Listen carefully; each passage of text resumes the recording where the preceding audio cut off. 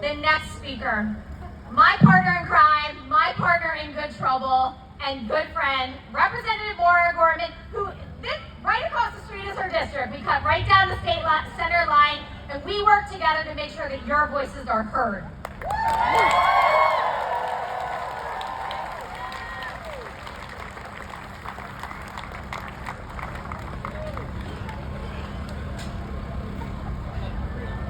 Wow. Hello, Newark. Now, I've heard some people say that protests don't make a difference. What do you all think? Anyone who thinks that protests don't help should try to tell that to Joanne Bland. I met Joanne a little over a year ago in Selma, Alabama, where she gives tours of historic sites connected to the civil rights movement that led to the passage of the 1965 Voting Rights Act.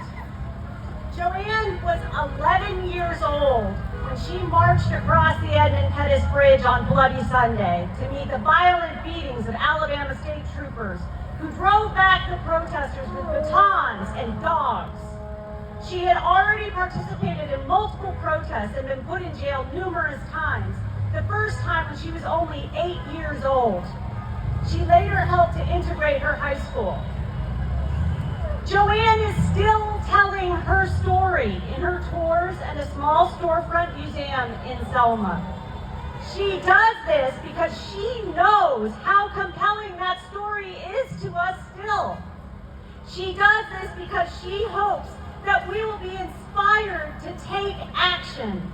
And she does this because she knows that the change we need must come not from the top down, but from the bottom up.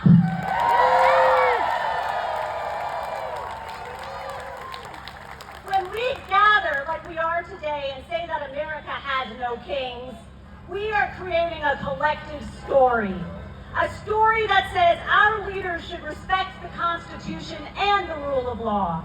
A story that says we all deserve to be treated with respect, no matter who we voted for, who we love, where we were born, what color our skin is, or what religion we practice. This is a story that says we reject fascism and authoritarianism in all its forms.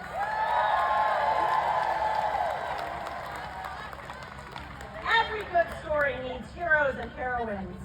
Davids who face Goliaths, Avengers who face Thanos.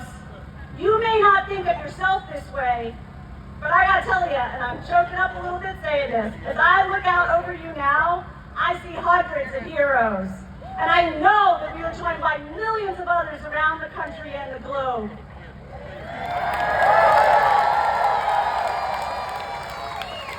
And every hero needs a fight to test him or her. Today we struggle against a corrupt federal leadership that would double health insurance costs for millions of Americans while grabbing as much money as it can from corporations, universities, and even foreign governments for its own violent purposes. In our name and with our tax money, this administration is sending troops into our cities, using force against our neighbors, and wantonly grabbing people off our streets and disappearing them with no due process or respect for the law.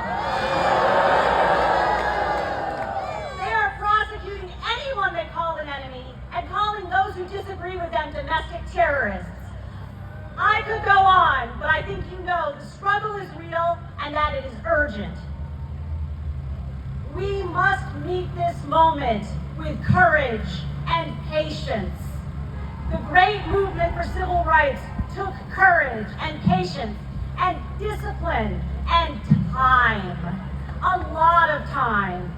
Literally decades of effort and organizing went into making America the country we love and are proud of.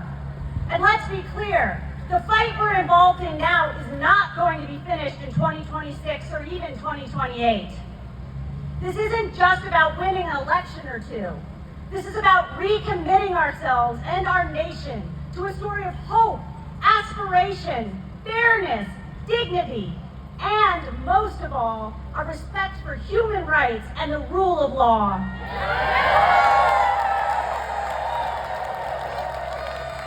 In America, the people are sovereign and the law is our bulwark. People, not populism. Laws, not kings. I'm looking at a huge crowd of brave, inspiring, patriotic friends and neighbors. You are amazing.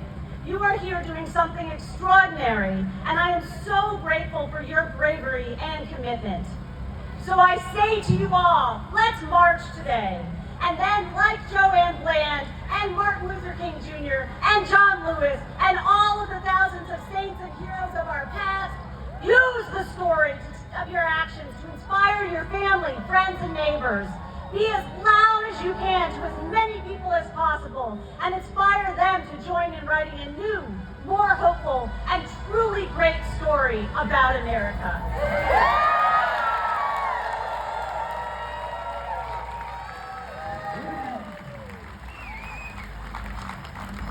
All right, before we march, a few logistics.